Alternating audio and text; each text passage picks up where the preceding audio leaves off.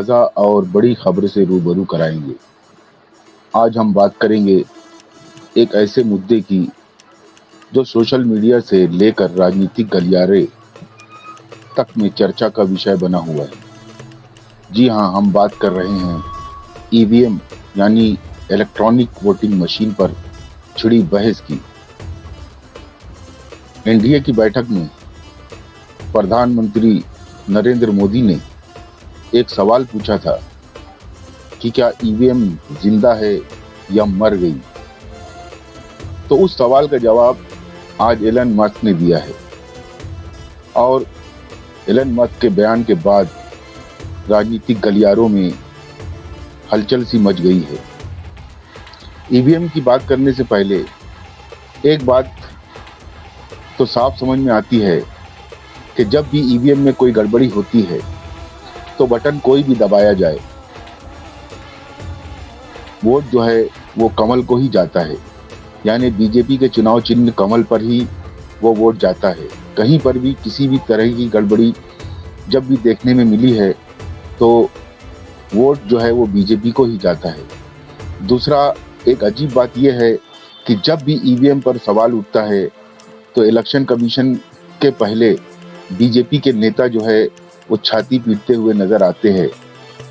तो चलिए बात करते हैं इस नई छिड़ी बहस की। ये बहुत बड़ी खबर है, ये बहुत बड़ा मुद्दा है। कल ही टेस्ला के सीईओ एलन मस्क ने एक ट्वीट करके भारतीय ईवीएम पर सवाल उठा दिए। उन्होंने कहा कि हमें ईवीएम को खत्म कर देना चाहिए। इस बयान के बाद से अमेरिका से लेकर भूटान तक हर कोई हैरान है। वहीं कांग्रेस नेता राहुल गांधी ने एक बार फिर ईवीएम पर हमला बोला है। राहुल गांधी का कहना है कि ईवीएम एक ब्लैक बॉक्स हो गया है जिस पर कोई सवाल नहीं उठा सकता। उन्होंने कहा एनडीए के कैंडिडेट के रिश्तेदार का फोन ईवीएम से जुड़ा है। ये तंज करते हुए राहुल गांधी ने सीधे सीधे इलेक्शन कमीशन और भारतीय जनता पार्टी को घेर लिया है। एलन मस्क ने दावा किया है कि ईवीएम हैक हो सकती है जिससे चुनावों में धांधली भी हो सकती है। इस बयान पर तुरंत प्रतिक्रिया आने लगी।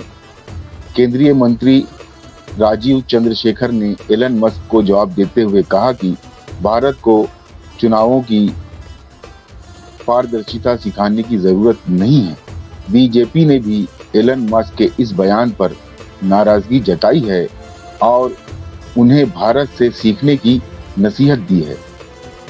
दोस्तों, इस मुद्दे पर बहस इतनी बढ़ चुकी है कि हर कोई इसमें कूद पड़ा है।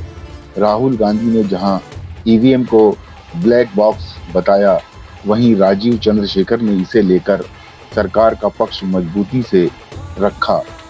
कुछ आरोप ये भी लगाए जा रहे हैं कि अंतिम समय में 48 वोटों से जीते एनडीए उम्मीदवार पर ईवीएम अनलॉक करने वाले फोन का इस्तेमाल हुआ था। दोस्तों, ये बहस कहां जाकर रुकेगी ये तो आने वाला वक्त ही बताएगा। लेकिन इस मुद्दे ने देश में ईवीएम की पारदर्शिता और सुरक्षा पर फिर से सवाल खड़े कर दिए हैं। आप इस मुद्दे पर क्या सोचते हैं? कमेंट सेक्शन में अपनी राय जरूर दीजिए।